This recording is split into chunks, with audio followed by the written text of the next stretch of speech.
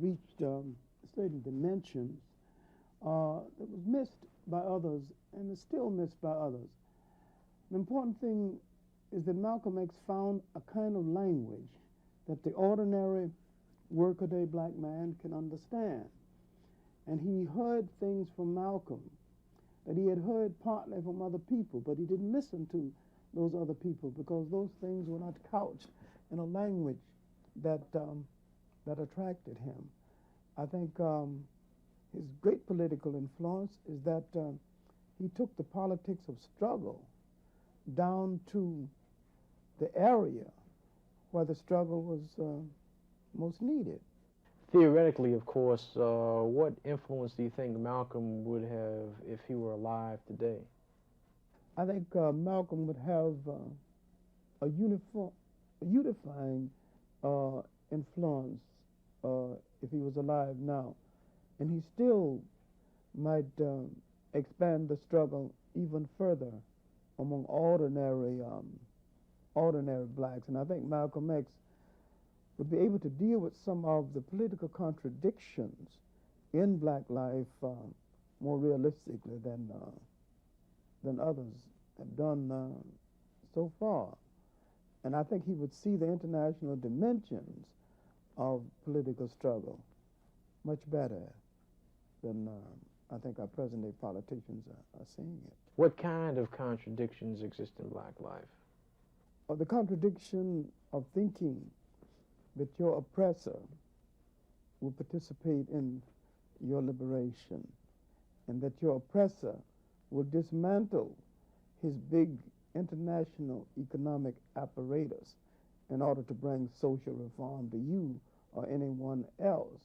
When he put up the apparatus with your labor and with your blood and used your labor as the seed money to erect the structure of capitalism, the whole economic system, because he had your labor, damn near 300 years free of charge. He's erected a worldwide economic system, but to be naive enough to think that he's going to give you anything other than crumbs of appeasement from this apparatus, or he's going to dismantle any of it in your favor, is just downright wild. It is beyond a contradiction. It is a form of insanity. How did Malcolm develop an international perspective on our struggle? Oh, that was in his last trip to Africa and his contact with African nations who had promised him that they would take the case of the American black to the United Nations as a human rights case, as they authorized to do under the United Nations Charter, and not as a civil rights case. He had attempted to internationalize the black struggle and to take it beyond its domestic base into the international arena. Now, he barely got this off of the ground. That and his petition to the United Nations that was in draft form when he died, a petition for black people to have representation at the United Nations as an internal nation, a colonized nation within the United States. This took a great deal of skill and nerve, and this may be the cause of his death.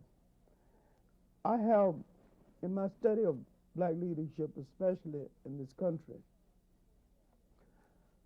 I see one pattern repeating itself.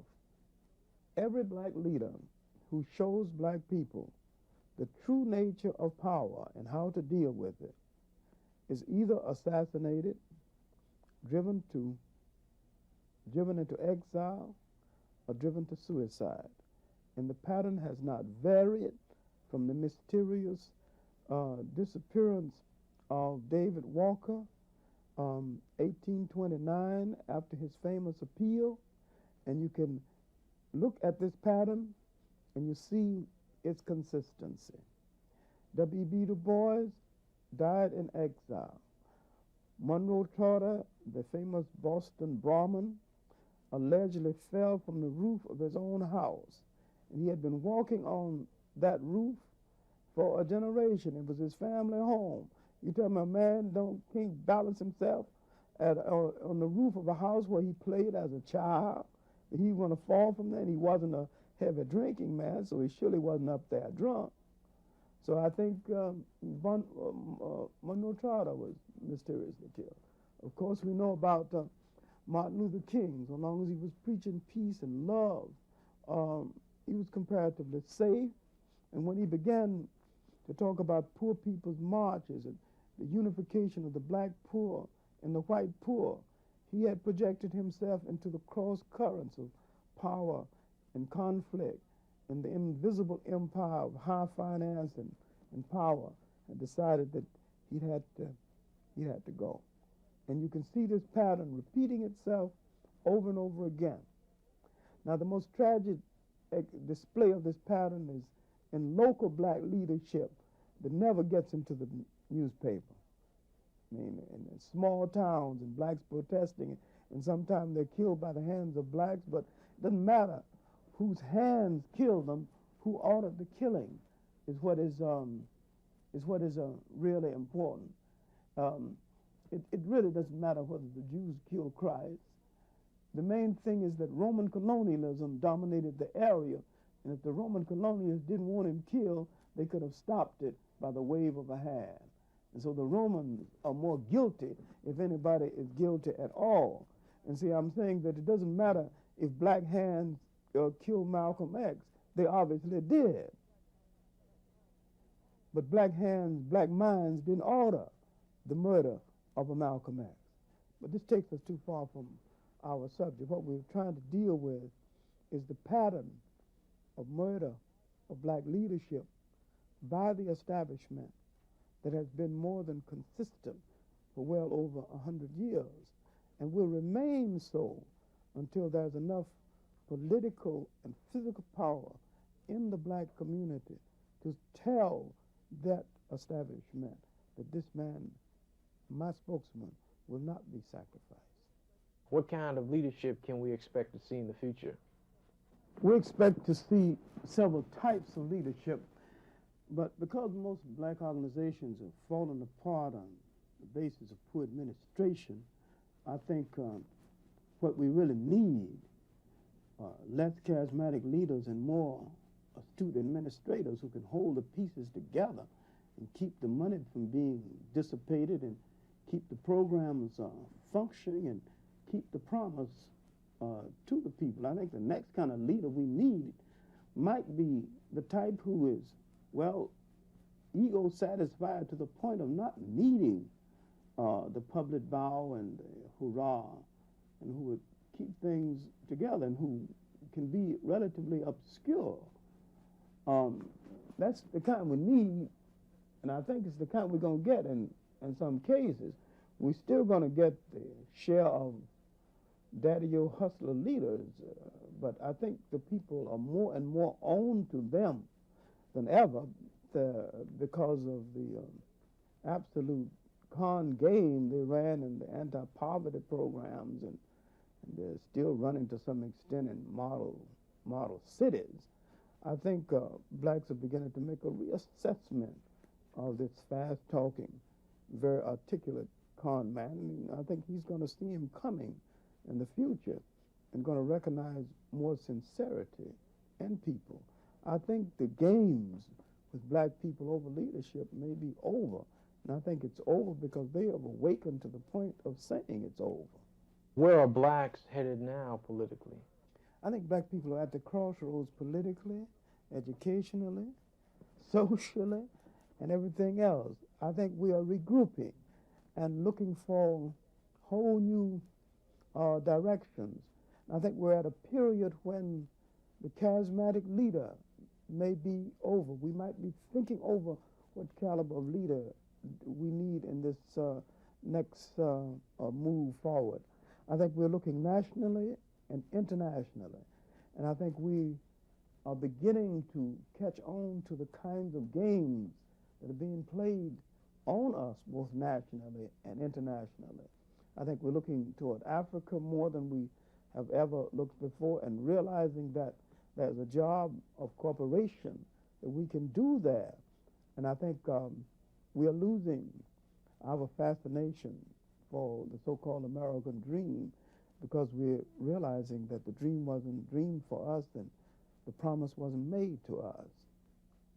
I think that we will reconsider Pan-Africanism in a different kind of way other than the phraseology and the ceremony. We will understand the possibility of black people in this country going to Africa and helping in hospitals and building roads and some kind of a corporation. And I think we're going to take this thing beyond Pan-Africanism into a concept of African World Union. I mean, I feel rather good about the possibilities before us. And I think that of the people whose teachings that we will turn to, Malcolm X will not be the only one, but he will surely be one that's going to be highly and respectfully considered. Did Malcolm X have any influence on your own political ideology and development? Well, I think that, like any black person, you know, my age, I think that Malcolm X did, in fact, you know, have an influence. But I think, honestly, I would have to admit that he probably has had more influence on me since his death than he did when he was alive. Because when he was alive, that was another, you know, period, at least, that I was going through. And I really saw a lot of the views, now that I think about it in all honesty, a lot of the views that Malcolm was putting forth as being things that I really couldn't get down with. And that I was, at that point, more in tune with what King and some other people were talking about. And it was only after I saw Malcolm in a debate with Louis Lomax in Cleveland, Ohio, that I really began to understand what he was saying. And it was just shortly thereafter that he was murdered. So that I would say that definitely he's had an influence on me as a person and as a black man and the kinds of things that he, you know, had to say. Mm-hmm. Where is your head now politically?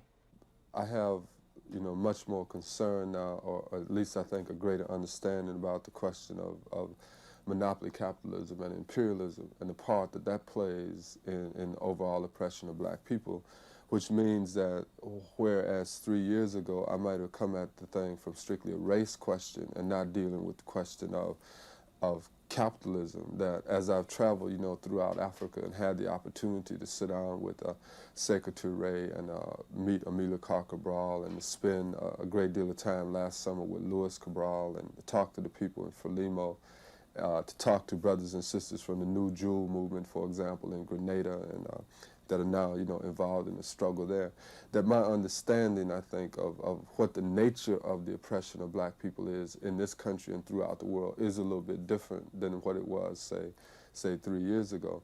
And that, you know, my concern now is one of trying to develop strong organizations in the black community that are, in fact, rooted in the black working class. Because I think that when you begin to look at it, the struggle against racism has to be also a struggle to eliminate capitalism, because it is, in fact, capitalism that provides the material base for the existence of racism.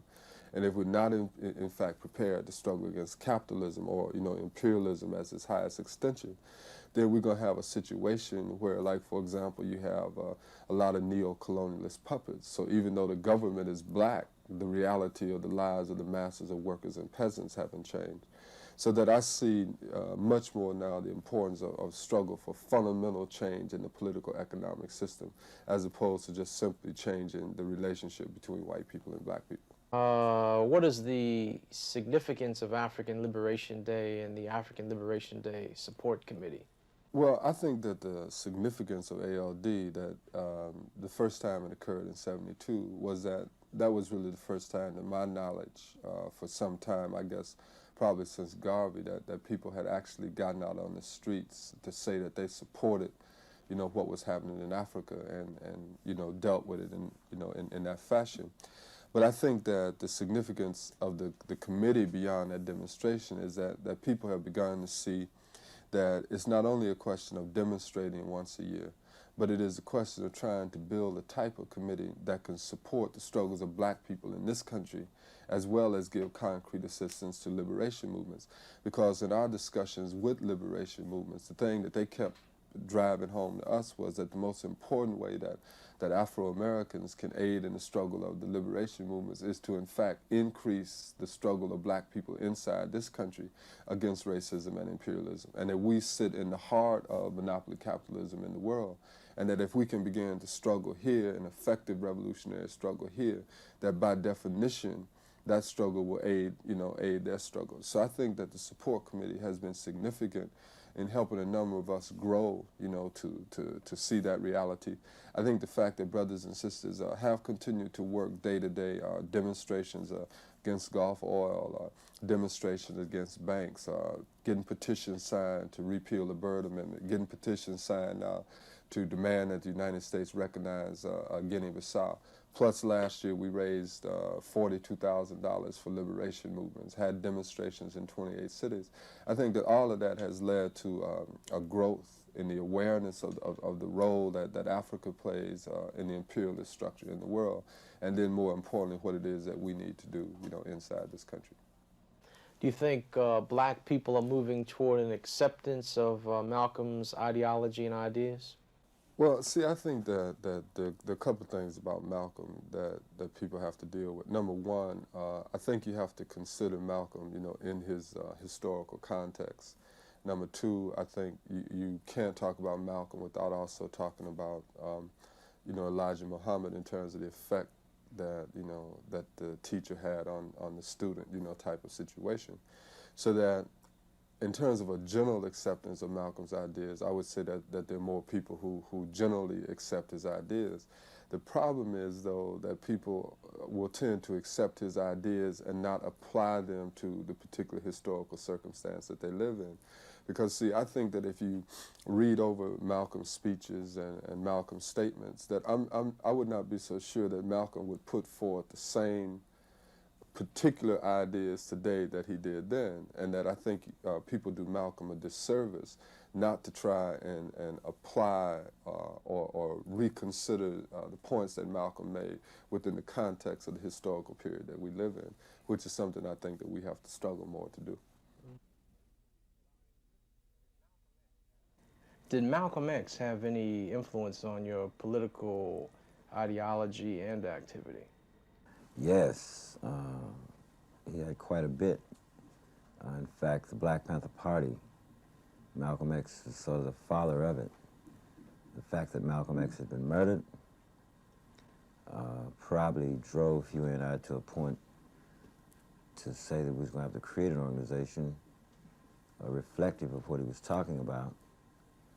The fact that Malcolm said that by legal constitutional right, the Second Amendment, that every black man and woman, black person in this country had a right to have a shotgun in their home to defend themselves from unjust attacks by racism, which was one point that influenced us very much. But what influenced us even more was Malcolm's emphasis that we must have a political organization that dealt most immediately with the housing and the clothing and shoes and food for the people. That while we deal with this, ultimately, the revolutionary process will go on, and it will probably still be somewhat of a violent revolution. As you know, even in this period, although there's numerous violence still being committed against black people, there's a lot of organizing to do. There's a broad liberation framework to be built. And this is one of the most, and this still goes on, this influence that Malcolm gave, especially in the area of the political arena, we're talking about a political party, and that's why, that's essentially the basis by which we organize what we call a political party that would take a concrete stand, not only as men, as human beings, as strong women who are in the organizations, what have you, but also with concrete programs that really serve the basic interests, desires, and needs of the people, as also a means to help organize them more. Do you think black people are moving toward an acceptance of Malcolm X's ideology and ideas? Oh, definitely. I do. From over the last 7 years, I think we can see a lot of this, you know. I think Malcolm's ideas were profound, you know, in what he understood and what he tried to contribute, you know, to the liberation of black people. You know, the character of the movements, and the movement is especially the Black liberation struggle, from the time of when Malcolm and Martin Luther King first came on the set in the 50s, you know, varied in characters, demonstrations, etc. And then in August of 1965, the Black Rebellion started in Watts. And from there, we started looking around. We said, well, what was the next character? The character took on somewhat the battles, you know, organizationally. It wasn't only our organization who got caught in battles with the police who were attacking, you know. That took some part of the character while the anti-war movement was floating in between, etc., okay? The Black Students Union merged in, you know, right around slightly before the Black Panther Party started, which Huey and I happened to be a part of, which became characteristics of campuses. See? So you start looking at all these different variable aspects of the movement and trying to pinpoint their character developments, different types of characters of the movement, the liberation struggle develops. Now, a lot of people say, what's happened to the movement? What's happened to the movement? What's happened to the Black liberation struggle? What we have to do is learn how to pinpoint it. Some 79 candidates, Black candidates, ran for political offices throughout the South in the last year or so, year and a half. Nearly 50 of them won those offices. Now, that's a significant change, may we say, okay? But that's characteristic of Black liberation, the desire for Black liberation. Now, some of those candidates, I believe there's a good handful of them, just corrupt. But what I value in that is the masses of the Black people are voting block vote and voting in opposition to the racists. That's consciousness. I say yes, that they did accept a lot of Malcolm's ideas. Malcolm may not have, Malcolm said the ballot or the bullet. Did he not? You can see where we are, you know.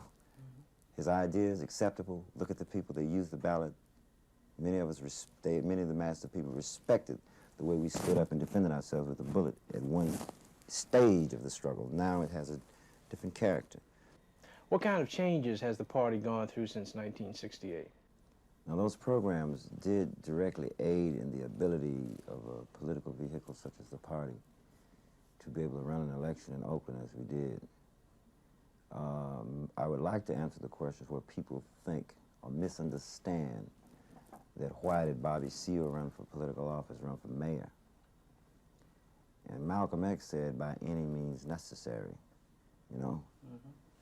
And Malcolm X did point out to us, you know, not only do we defend ourselves, you know, like human beings, like men and women, but that defense he was talking about, that Huey P. has projected, and as Malcolm has stated himself, having met him, not having met him myself personally, but having seen him speak, was that the violence is not only manifested only in the Billy Club.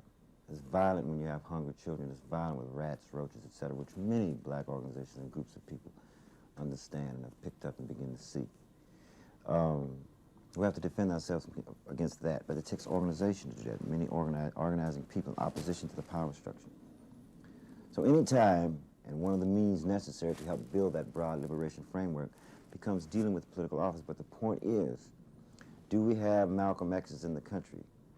I mean, Malcolm X's are people, brothers and sisters, you know, Harriet Tubmans and others, who have internalized heart, mind, and soul the philosophy of people's struggle, especially as it may be related to the Black community.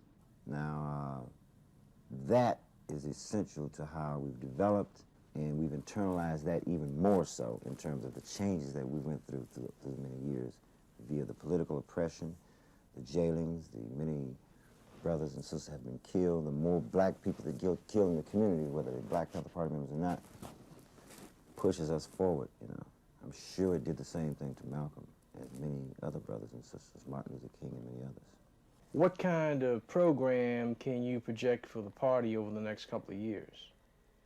We're going to try to influence and get people to take time to realize the necessity of registering to vote and voting in blocks in opposition to racist candidates, and also a few handful of Black candidates who are not sincere, who are only puppets for the power structure. And when we do get some good candidates in offices, that the people don't just assume that a Black candidate is going to be able to do everything. That community has to be behind him, because there's some candidates who are sincere but never had the real organizational backup from the community, you know, where they could really, you know, move the tax monies and the funds back into the direction or in the framework of what we call liberation. we're going to be involved in that as much as possible. And the more and more we get involved in that, trying to step by step add something to this framework, this liberation framework that I keep speaking of, we will also try to see to it that, or help get people to see, and they can get us to even see more, even better ways as we work together, how to transform, as I mentioned earlier, certain institutionalized functions, such as the offices of the vice president and the president. I mean, from the time that that thing was set up, that system was set up in this country, it was set up so that no one could become a king. But look at Richard Nixon with his executive privilege, as was it George III, King George III, with his special vetoes. It's the same thing, you know, his special veto saying later, and he's disguising with executive privilege. I mean, this is what's happening. I mean, impounding funds, etc., you know. I mean, a whole gross across-the-board cutback of services in this country for the people on the domestic level, and black people suffer the blunt end of that, of everything that Nixon does. Even though you might hear the truck drivers with their special strikes and other people suffering, black people really get the blunt end of it. So black people should be definitely involved in moving to try to help get people to organize and unify around getting that Congress, who has the legal, constitutional legality, to alter, you know, that executive office of president and vice president, those two offices, and in turn replace with administrative experts, because all those agencies in the executive department are created by law by the Congress in the first place, you see. And then many of those executive administrative experts will have to be appointed to certain agencies to run them, and then those laws can be better enforced, you know, without having some nut like Nixon talking about impounding this and cutting back this, etc., you know, and waging unjust wars against our brothers and people around the world who are oppressed. So we're going to be involved in a lot on one level or another. At the same time, when I say we want to get rid of the whole thing about vice president and president, we also want to encourage more people to vote for the congressman, you know, for your local level legislative bodies and agencies, because there's too many county governments and city governments and state legislative seats, you know, that black people could have real good representatives in.